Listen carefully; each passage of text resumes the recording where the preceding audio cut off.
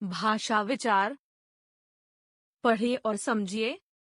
नीचे लिखे वार्तालाप को ध्यान से पढ़िए तथा पूछे गए प्रश्नों के उत्तर बोलकर, सुनकर, पढ़कर व लिखकर शब्दों में दीजिए। माँ, आज खाने में क्या बना रहे हो? दिया, आज तुम्हारी पसंद का हलवा बना रही हूँ। दर्श, बाजार से लाने वाले सामान की सूची दे दो। ठीक है माँ, देता हूँ। क्या मैं भी आपके साथ चल सकता हूँ? बोलकर, सुनकर, लिखकर व पढ़कर विचारों व भावों का आदान प्रदान करना भाषा कहलाता है। भाषा।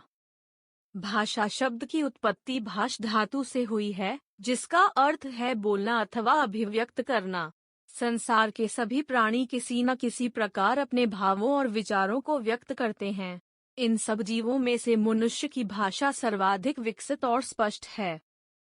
इसके लिए मानव ने ध्वनि संकेतों की एक निश्चित व्यवस्था विकसित की है, जिसे भाषा का नाम दिया गया है। ये ध्वनि संकेतों हर भाषा में खास अर्थ में रूढ़ हो जाते हैं, अर्थात हर भाषा के ध्वनि संकेतों का अलग अलग अर्थ होता है। जैसे हिंदी में जल को पानी या नीर कहेंगे तो अंग्रेजी में वाटर कहेंगे। हर भाषा में कहे गए ध्वनि संकेत अलग अलग अर्थ रखते हैं। भाषा वह माध्यम है जिसके द्वारा मनुष्य अपने भावों व विचारों का आदान प्रदान करता है। भाषा के रूप। भाषा के दो रूप होते हैं। भाषा, मौखिक कथित भाषा, लिखित भाषा। मौखिक कथित भाषा। जब बोलकर अपने विचार प्रकट किए जाते हैं तो भाषा का रूप मौखिक भाषा कहलाता है।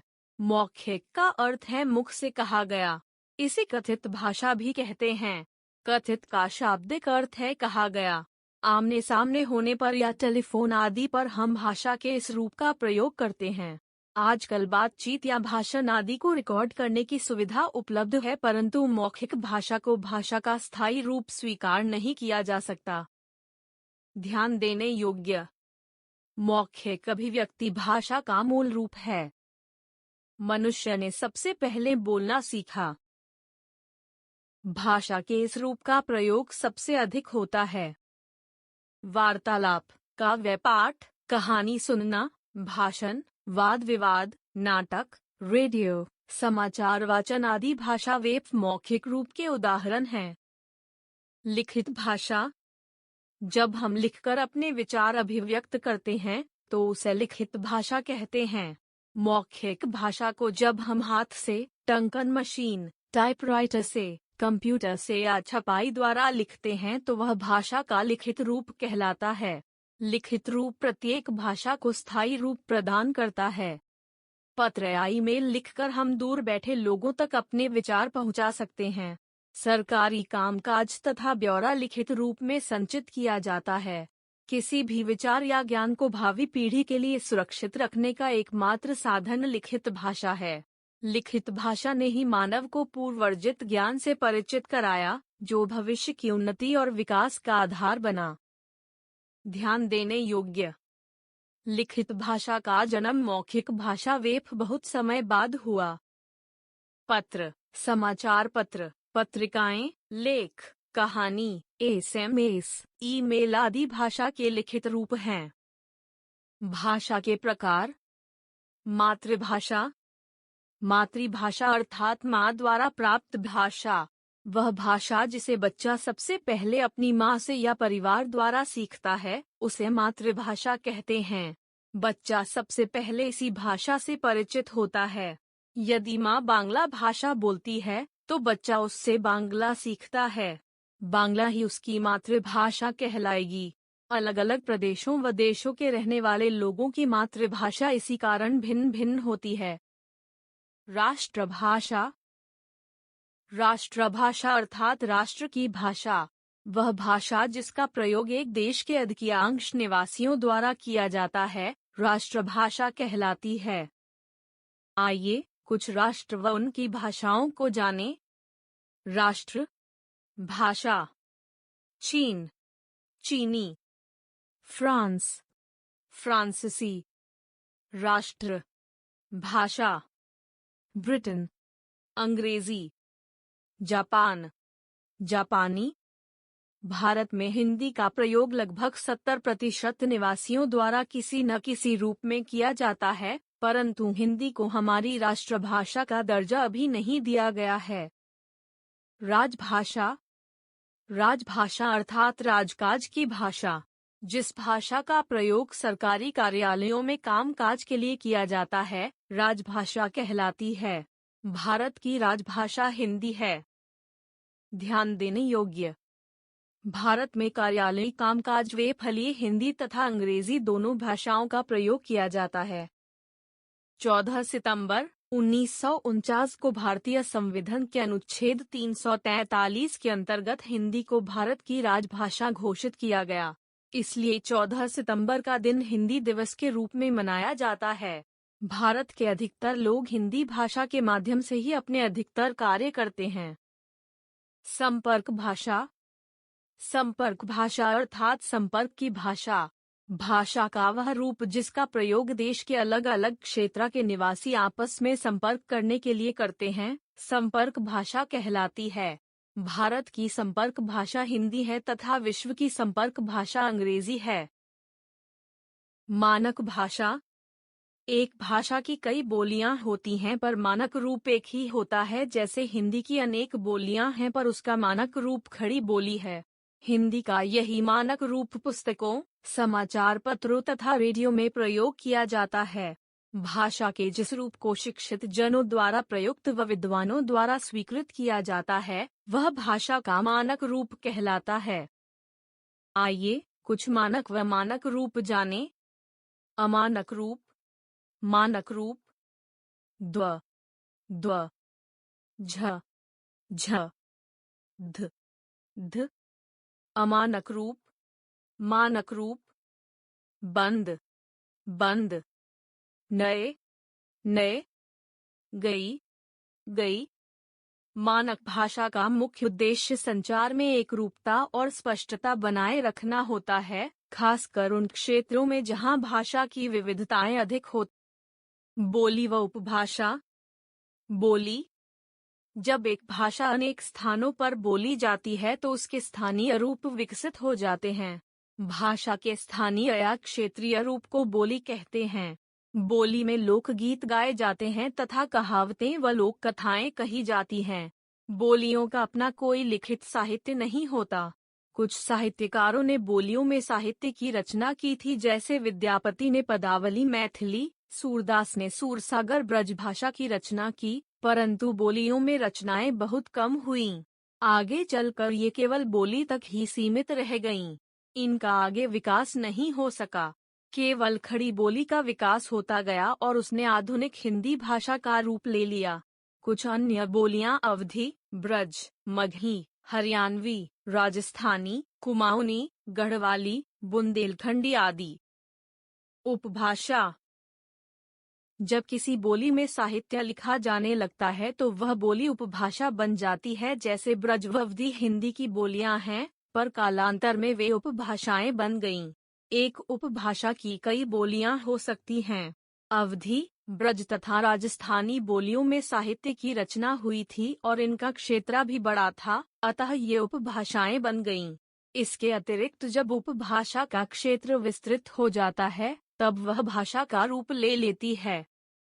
उपभाषा, बोली, मुख्य क्षेत्र, राजस्थानी, मारवाड़ी, पश्चिमी राजस्थानी, मेवाती, उत्तरी राजस्थानी, मालवी, दक्षिणी राजस्थानी, राजस्थान, पश्चिमी हिंदी, कौरवी या खड़ी बोली बांगड़ू या हरियाणवी, ब्रजभाषा, कन्नौजी, बुंदेली, हरियाणा, उत्तर प्रदेश, पूर्वी हिंदी, अवधी, बघेली, छत्तीसगढ़, मध्य प्रदेश, छत्तीसगढ़, उत्तर प्रदेश, मगधी, मगही, भोजपुरी, अंगिका, मगध, दक्षिण बिहार, पहाड़ी हिंदी, कुमाऊनी, गढ़वाली, उत्तराखंड, हिमाचल प्रदेश।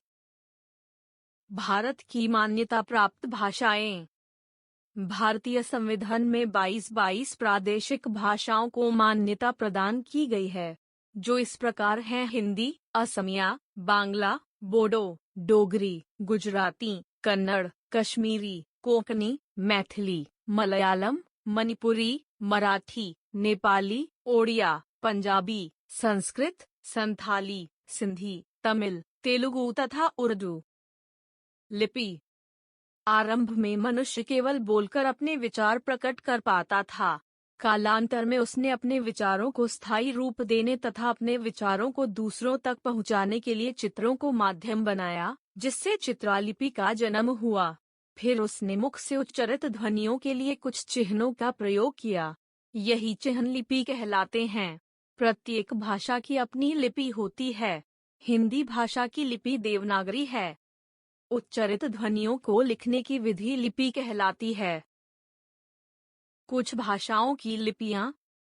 भाषा लिपियां: हिंदी, देवनागरी, उर्दू, फारसी, फारसी, फारसी, अरबी, अरबी।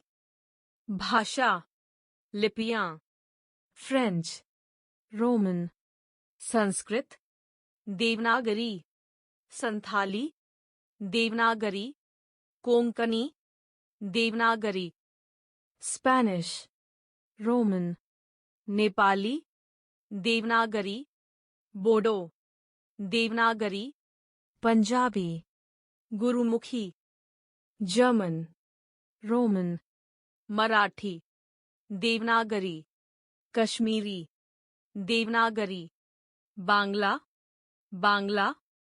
ध्यान देने योग्य: देवनागरी विश्व की एकमात्र वैज्ञानिक लिपि है। ब्राह्मी लिपि से देवनागरी लिपि का विकास हुआ है। इसे नागरी लिपि के नाम से भी जाना जाता है। हिंदी का जन्म संस्कृत से हुआ है। देवनागरी लिपि बाईं से दाईं ओर लिखी जाती है, जबकि फारसी दाईं से बाईं ओर लिखी जाती है। प्राचीन काल से ही लोगों के द्वारा अपने ज्ञान और अनुभवों को एकत्र व संचित किया जाता रहा है। संचित किया गया यही ज्ञान साहित्य कहलाता है। साहित्य की रचना दो रूपों में की जाती है। साहित्य की रचना के रूप: गद्य साहित्य, पद्य साहित्य। गद्य साहित्य: जब साहित्यकार साधारण रूप से बोलचाल की भाषा में, परंतु व्याकरण के नियमों के अनुसार अपने विचार व्यक्त करते हैं, तो वह गद्य साहित्य कहलाता है। गद्य साहित्य में कहानी, लेख, संस्मरण, जीवनी, निबंध आदि को सम्मिलित किया जाता है। पद्य साहित्य: जब साहित्यकार अपने विचार तुकबंदी अथवा लय द्वारा व्यक्त करते हैं, तब वह पद्य साहित्य कहलाता है। पद्य साहित्य में दोहा, छंद, कविता, साखी, गीत, पद आदि को सम्मिलित किया जाता है। व्याकरण: प्रत्येक भाषा अपने आप में विशिष्ट होती है।